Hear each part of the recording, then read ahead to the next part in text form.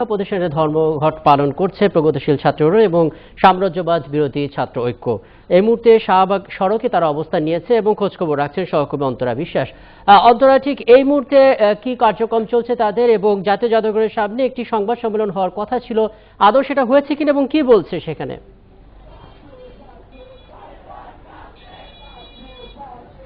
অন্তরা, জাতীয় জাদুঘরের সামনে একটি সংবাদ সম্মেলন হওয়ার কথা ছিল বিক্ষোভকারীদের।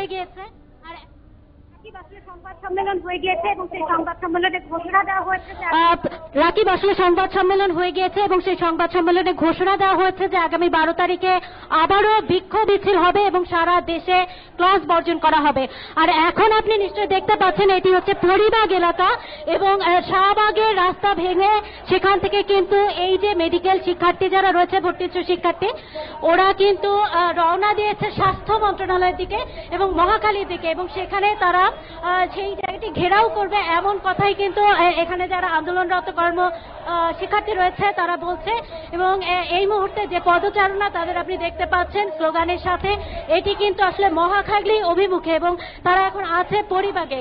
এর পাশাপাশি আপনাকে আরেকটি কথা জানিয়ে রাখি যে এখানে মেডিকেল ভর্তিচ্ছু শিক্ষার্থীদেরকে কিন্তু শাহবাগে অর্থাৎ ঠিক শেরাটন হোটেল অর্থাৎ হোটেল ইন্টারকন্টিনেন্টালের সামনে পুলিশ কিন্তু বাধা দেবার চেষ্টা করেছিল। পুলিশে এক লাইন ধরে রাস্তার মধ্যে আসলে দাঁড়িয়েছিল রাকিব, কিন্তু সেটিকে কিন্তু ভেঙে এই শিক্ষার্থীরা চলে এসেছে এবং সেই সংখ্যা, পুলিশের সংখ্যা কিন্তু আসলে এই শিক্ষার্থীদের তুলনায় একেবারেই কম ছিল। বলা যায় 15-20 জনের আসলে পুলিশের একটি ব্যারিকেড ছিল এবং সেটি থেকে কিন্তু তারা আসলে এই অবস্থায় আছে এবং সেই ব্যারিকেড ভেঙে কিন্তু তারা এখানে আসছে।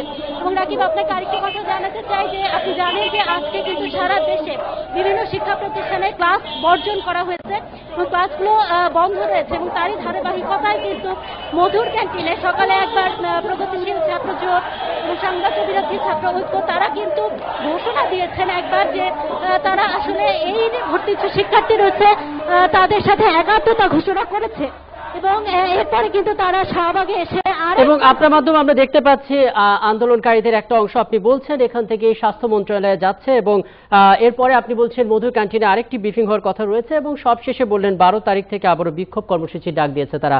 আপনিও খোঁজ খবর রাখতে থাকুন, প্রয়োজন আবারও